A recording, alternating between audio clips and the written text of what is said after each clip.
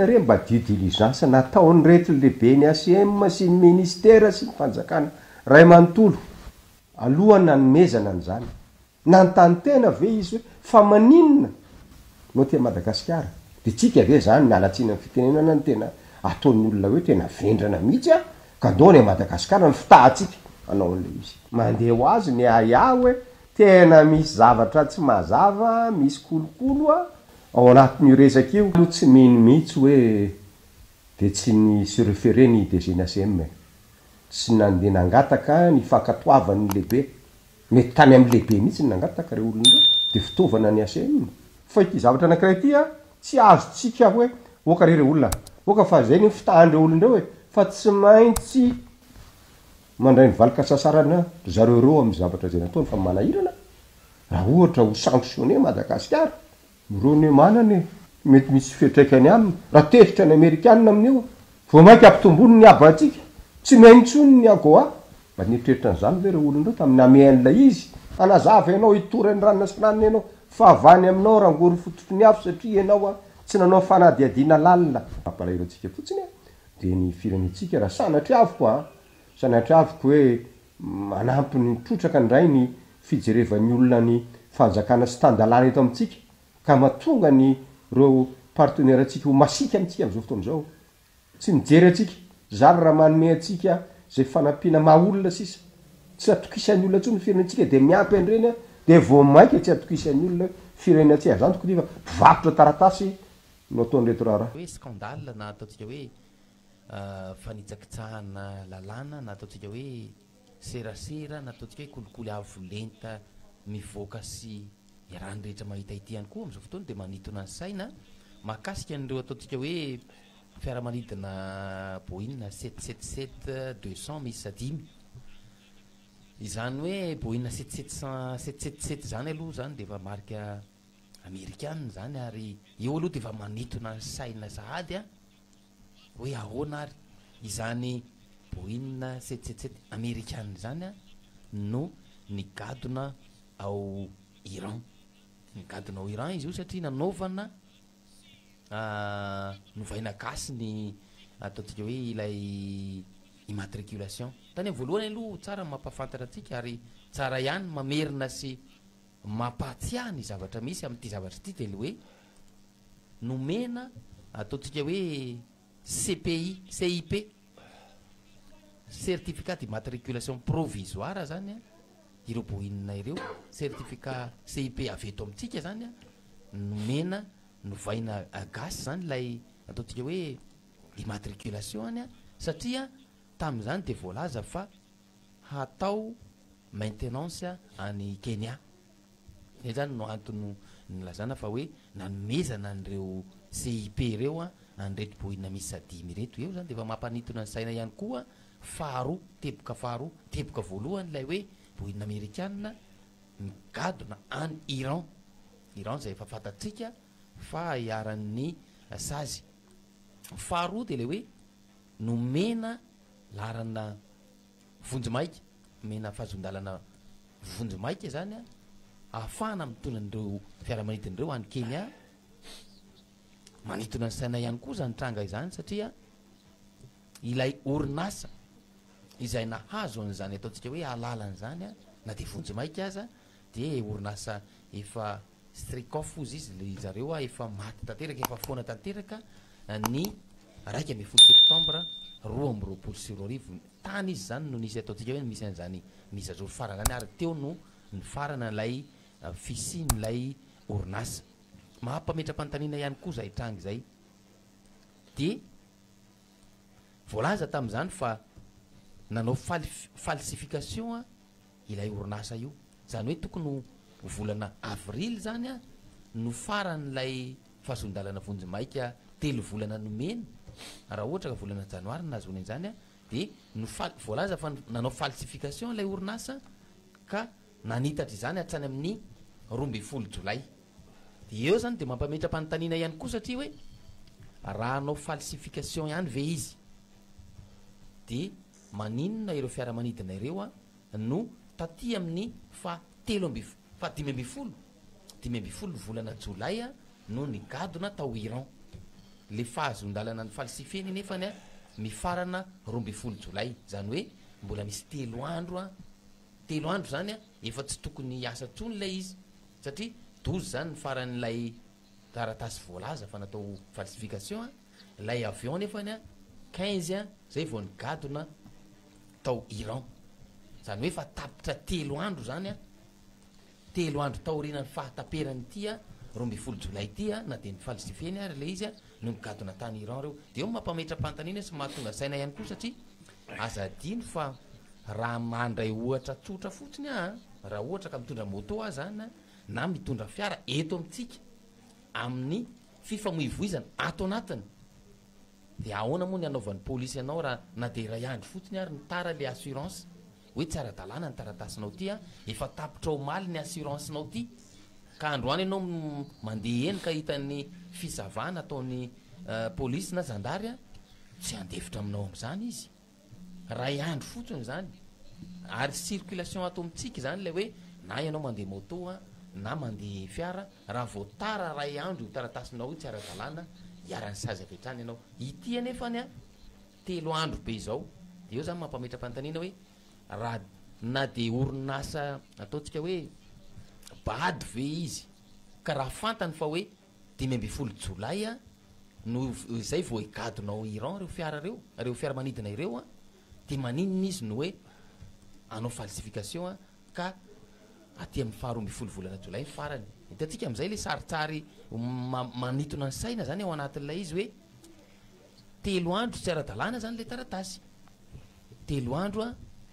nefa zay mety afaka iarany sazy be de be mihitsy ao anatin'ilay izy satria efa tapitra le fepitona n'lay ataotsika hoe fahazondalana vonjimaika lay matriculation vonjimaika nomena de mbola nampiasaina ihany tao anatin'ilay izy de eo zany mampametra-pantanina hoe isika ve no ahotikotina amina resaka tsy mazava sa misy tompona andraikitra ao tsy tiana ilaza ny tena zavatra misy marina tsy tianao fantatry ny olona ihany koa ve ao anatiny ao izany rehetrarehetra zany de mipetraka satria raha lany assurance zany eto amitsika na de ray andro fotsiny ary de mienjana be sazy ao anatin'izay de ny fantanina manaraka ihany koa de hoe fantatry ny ACM tsara fa rehefa ny fiaramanidina zany no manana immatriculation malagasy de tsy maintsy mpanamory manana licence malagasy tsy maintsy mpanamory manana licence gasy no afaka mitondra azy reny reo fiaramanidina misy adimy reo de mila licence gasy raha tsy zany de tsy afaka mandeha de eo no mipetraka ny fanontaniana hoe izy ary no nitondra ireo fiaramanidina misy adimy ireo izay tsy maintsy manana licence malagasy eo zany fanontaniana mipetraka raha tiana zany ny afantatra hoe inona marina ny zavatra nitranga tamin'ity fiaramanidina boinina misy adimy 777 ny gadona tany Iran ny 12 jolay ity tokony hofantarina hoe izy reo pilote malagasy misy adimy reo zay no afantarana anazy hoe inona ny tena zavatra mitranga ohatra zany ne le satria raha vao miainga amina olana nampanamory ohatra zany zay nge no nahafahana natratra ihany koa an'lay volamena tany Afrika Atsimo olana teo amina pilote ihany koa iny raha tsy diso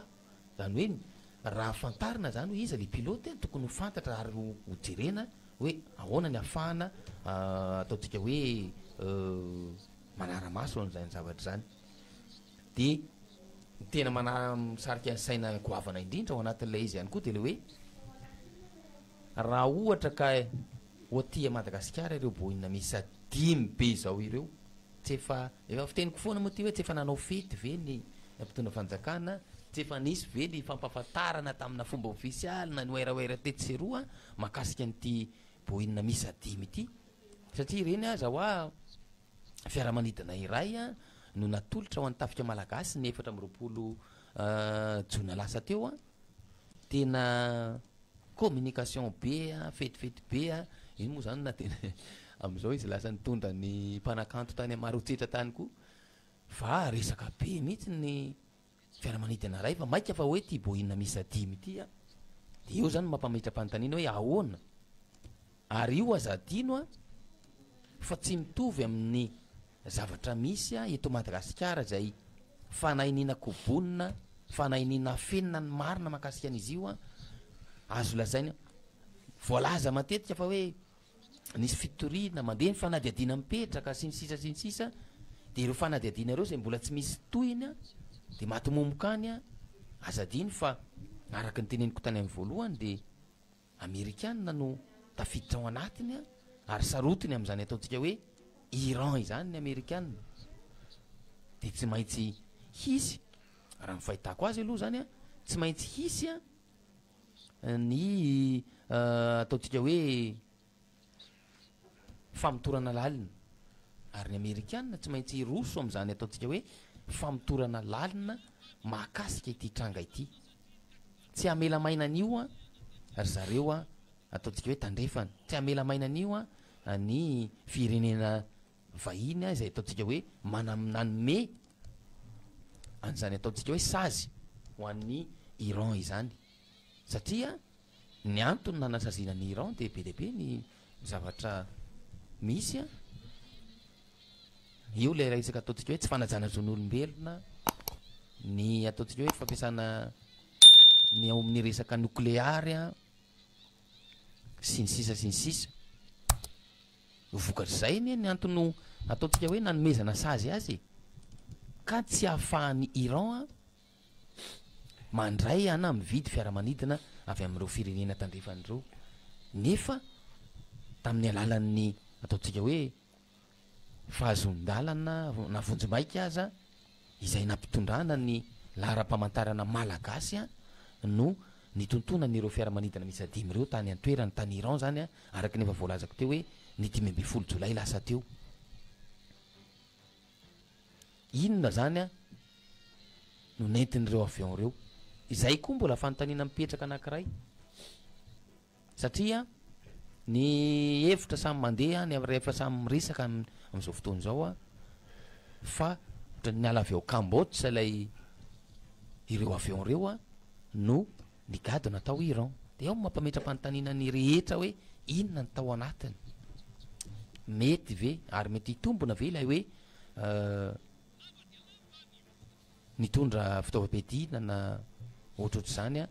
ny azo an'ny Iran na de le toerana nitobiny ihany koa tao Iran aza mampametra-panontaniana ao anatin'izay ary zay no antony ilazana hoe na inona zavatra atao na inona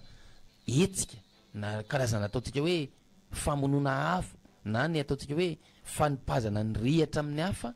ataon'ny mpitondra de manana ndraikitra am'izany ary tsy afa-miala am'izany a ny mpitondra atsika ahoana moa ny tsy ahafantaran'ny mpitondra fanjakana n'zany hoe hisy boina misy adimy be izao a omena lahara-pamantarana malagasy le 5 heures io ahoana ny tsy ahafantaran'ny tompona ndraikitra an'izany am'izao fotoana moa zany de mandeha ny resaka fa be deabe ny mifamaofahoany a milaza nylay ataontsika hoe tokony isy fanadiadiana tokony ametra-pelana ihany na ametra-pelany zao a sy ny sisa am'izao fotoana zao izay ataontsika hoe mampametra-panontaniana ihany koa satria raha ireo fiaramanidina ireo a de nakana ataontsika hoe orinasa vahiny a immatriculation a teto Madagasikara ary averiko foana hoe ny antony nakana azy tam'izany de voalaza fa hoe hokojakojaina any Kenya hanaovana maintenance any Kenya tam'izany fotoana zany kanefa ireny ny arahantsika mahita reny ny zavatra misy a tao anatin'ilay izy de eo zany no mampametra-panontaniana any moa misy fanontaniana mipetraka any hoe tokony anome valiny ilay ministry maninona no terena ny ACM iny tsy diratsika lalina ny mahakasika izany a fa ny fanontaniana mipetraka amitsika de le hoe hanahoana ny mety ho vokadratsin'izay a amin'ny fifandraisantsika amin'ireo a firenena tandrefana indrindra hoy aho a ny Amerikanina teo ny zavatra misy ary tsy azotsika lavina de le hoe raha voany any ivelany no manokatra n'zany fanadiadiana zany a tsy maintsy ho ampahafantarina ary tsy maintsy ho fantatra hoe iza ny tomponantoka tao anatin'io io tsy mitovy amin'ilay fanadiadiana izay efa voalaza matetika eto Madagasikara ohatra n'ilay ataotsika hoe ilay raha rambo malaza voalaza fa andeha ny fanadiadiana sy ny sisa sy ny sisa ohatra n'ilay ataotsika hoe intoxication tany amin'ny faritra reny voalaza fa mandeha ny fanadiadiana sy ny sisa sy ny sisa ohatra n'ireny ataotsika hoe fanondranana tsokosoko ny arem-pirenena ireny na rehefa atratrarana volamena teny ivato sy ny sisa reny de hoe andeha ny fanadiadiana nefa rehefa tonga ny fotoana aty aoriana tsy ahitana toyiny zany fanadiadiana zany tsy hitovy amin'izany a ity tranga iray ity satria de ary zareo a izay tena sarotiny am'le fiarah-miasa na ny mesazy any Iran mihitsy a no inona fa hiditra ao anatin'izany ataotsika hoe fanadiadiana sy famotorana zany a hamantarana hoe iza ny tena tomponantoko araky ny teneniko teo moa hoe tsy maintsy misy ihany koa satria immatriculation malagasy reo a de raha ny lalàna zany de mpanamory a manana licence gasy a no afaka nitondra an'ireo fiaramanidinareo daholo zany zavatra rehetra zany ary anisan'ny mahasarotra raha to sanatria ny vavana diny lela ka tsy fantatra mazava hoe iza ny tomponantoka iza ilay tena rangory fototry ny afo ao ambadika ity raha fiaramanidina ity de ny zavatra mety isy eo de ny sazy izay atra amin'ny Madagasikara eo anatrehan'ny sehatra iraisam-pirenena vokatra zao tandrevaka lehibe zao sarotra ny mamina vinatra amin'izay raha ny zavatra misy eto Madagasikara mahakasika an'izany atao hoe kolokolo zany ary matetika rehefa hoe ilay tena vaventy na le hoe trony vaventy araka amin'ny fitenenana de sarotra kokoa ny tena mahita sy misambotra azy ireny kanefa na hoany na tsy hoany rehefa tonga le fotoana hiatra amin'ny Madagasikara le sazy ireo olo reo anefa matoa zany izy tsy voaenjika mihitsy de ohatry ny teo ilaza hoe afaka mialabaly izy rehefa tonga ny sazy ho an'ny Madagasikara de iza zany ny tratra farany eto mazava ho azy tsika rehetra zay mijanony eto tanyrazana isika rehetra zay mifikitra eto amin'ity Madagasikara ity no iaran'izany sazy vaventy zany nanalasala satria hatramin'ny voananomboka ty raharaha ty ane de tsy nisy ny teniteny fa nandeha atsokosoko tany le resaka efa tamin'ny volana janoary izy io efa tany le zavatra fa kehitriny niboaka am'izay le izy eo am'izay avy eo may ihany nge ny endomonjo e ary tena may volotratra mihitsy any ambadika any zay tena tomponantoka amin'ity raharaha ty fa sarotra nefa nitenenany Madagasikara hoe tsy tomponantoka mivantana ao anatin'izao raharaha zao Madagasikara tsy afa-miala tanteraka Madagasikara satria izay le hoe na ny isa taremarika ny matriculation de misoratra amin'ny Madagasikara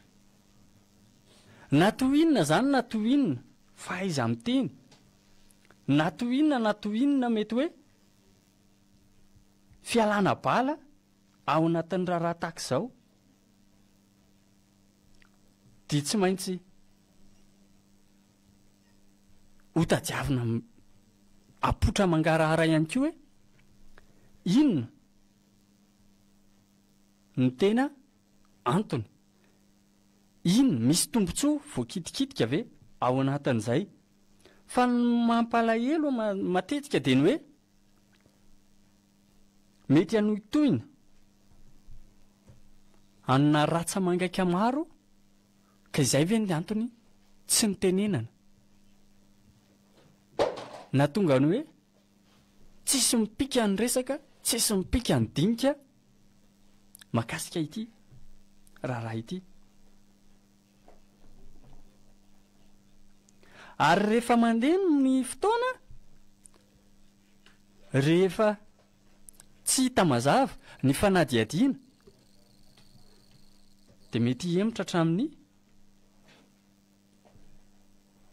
tombontsoa rehetra ho an'ny Madagasikara zany. Hatramin'izao raha moatsika ne raha hetra no resahana de efa tena tafiditra lala Madagasikara any amin'ny 700 isanjato rehefa mandefa entana makany États-Unis isika amin'izao fotoana izao de eritrereto fotsiny ny hoe vokatra lavanila eto amintsika. Maika moa zany fa hiampy ao anatin'ny resaka hoe sazy goavana vokatry ny tandrevaka sahala amin'izao. Iza ny tena ao ambadiky tsiraraha ty? Iza le tena tompon'antoka? De samy vahoaka no mitsara, samy manana ny valim-panontaniany ny tsirairay avy any an-tsaina ihany. Mety ho A, mety ho B, mety ho D.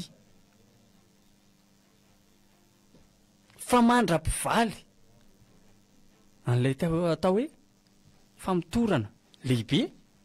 izay hitana ny tena fototra de mbola mipetraka aloha izay barango izay. Sarotra de sarotra ny raharaha kanefa na izany naty izany aza nefa raha ny fizotran'ny taratasy rehetra efa nanilika moa samy nanilika ohatran'ny hoe tainangely teo ambaravarana avy ny tsirairay avy de samy nanadio ny tenany tao anatin'ny tiraraha ty ary io ny mahasarotra ny fidadiavana ny mariny io satria samytsy mametraka ny tsy tompona andraikitra foana de zay tratra farany no victime amin'izay fotoana zay. Tsy maintsy misy ihany koa miala andraikitra ao anatiny zay ny fanontaniana petraka foana hoe ahoana moa tsy ahafantaran'ny mpitondra faratampony an'ity tranga ity satria raha fiaramanidana 10 be zao no resaka eto fa tsy hoe fiaramanidana ho an'ny tafika anankiray araka le voalazako teo de tena mampanontany tena ihany ary ny olana ao anatin'ity zavatra ity de le hoe hisy fiantraikany ratsy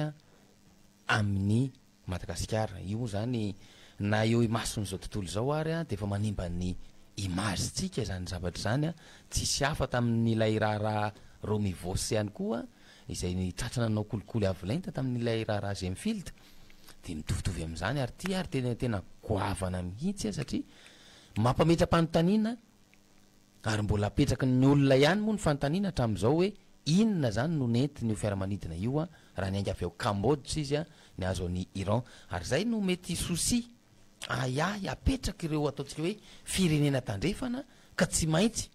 hirosony amin'izany ataontsika hoe fanadiadiana zany tsy maintsy hiroso ary mino fa efa ao andalany